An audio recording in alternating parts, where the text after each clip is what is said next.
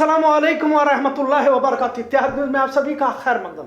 वजूद मिटता देख अपनी धोखे से पहचान रख दिया, तोड़कर बुजुर्ग की मजार वहां पर हनुमान रख दिया। फिरोज आशिक के शेर के मुताबिक बुजुर्ग की मजार को तोड़ मूर्ति रखी गई। कम से कम मूर्ति जायज जगह पर तो रख देते, पर क्या करें, जब इसी तरह की तरबियत फिरका परस्तों को मिली है तो इनके अमाल भी इसी तरह के होंगे। मुसलमानों के खिलाफ अब रोज नहीं रोजाना कई खबरें देखने को सुनने मिलने लगी है। हर रोज किसी न किसी की जयंती के नाम पर महापुरुषों की तौहीन तो की जा रही है, बल्कि अपनी मुस्लिम नफरत की इंतहा भी देखी जा रही है। और कैसे मुनज्जम साजिश के तहत अंजाम दिया जाता है। कभी मुस्लिम खवातीन की नीलामी बुल्ली भाई ऐप के जरिए महज 17 साल की लड़की श्वेता करती है, और जितने भी इस गिरोह में लड़का या लड़की शरीक थी वो सिर्फ 21 साल के अंदर के थे। जाहिर है इस तरह की आज हुबली में एक और वारदात पेश आई। मुसलमानों की मुकद्दस जगह मक्का और मदीना पर भगवा परचम लगाई हुई तस्वीर अभिषेक हिरेमठ नामी शख्स की तरफ से सोशल मीडिया पर वायरल की गई। इसके बाद मुसलमानों में गुस्सा देखा गया और हजारों नौजवान तरावी की नमाज के बाद इकट्ठा हुए। कल कई सारे मामले पेश आए, जिसमें खरगांव मस्जिद में मूर्तियां रखने की वारदात भी पेश आई। तो हनुमान जयंती के मद्देनजर हिसार भिवानी हरियाणा में एक बुजुर्ग की मजार को ही तोड़कर हनुमान की मूर्ति को रख दिया गया। इसी तरह खरगांव का जिक्र भी और जरूरी है, क्योंकि जिन मुसलमानों पर हमला हुआ है और पेट्रोल बम का इस्तेमाल किया गया है वो पुलिस अफसर थे, यानी कि वो मुसलमान थे। पहले पुलिस अफसर के तौर पर उन्होंने अपने खिदमात को अंजाम दिया था, उन्होंने वर्दी पहनकर अपने खिदमात को अंजाम दिया था, लेकिन वर्दी उतार दी गई तो अब वो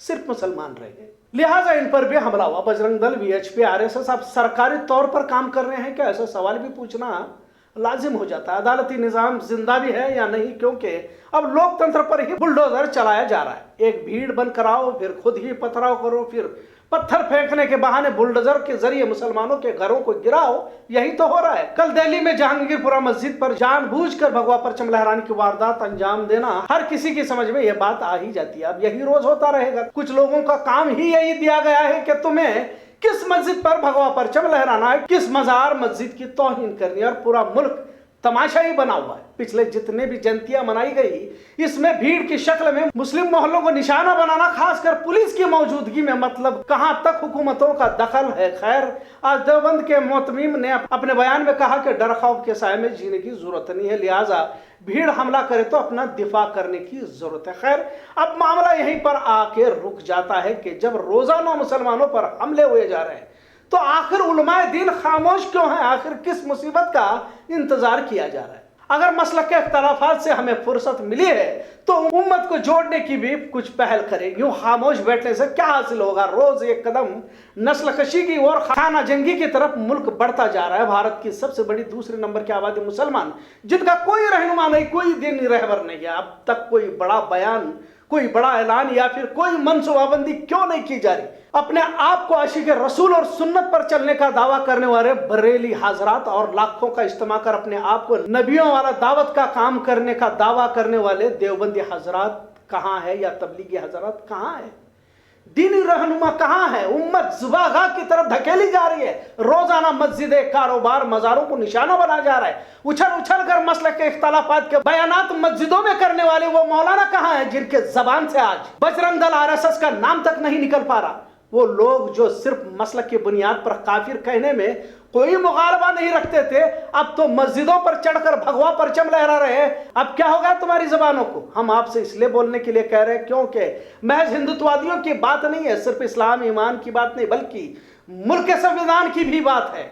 आखिर क्या बात है कि जमीयत या जमात इस्लामी या मुस्लिम पर्सनल लॉ, न जाने कितनी बड़ी बड़ी इदारे तंजीमें क्यों नहीं हुकूमतों पर दबाव डालते, क्यों नहीं इन्हें शरई दायरों को बताते हुए इन दायरों में कभी मुसलमान समझौता नहीं करता, ये क्यों नहीं बता सकते? यकीनन ये मुल्क अंधेरों की तरफ बढ़ रहा है। जो भीड़ देख रहे हैं इनके हाथों में हथियार है, इश्तियाल अंगेज नारे हैं।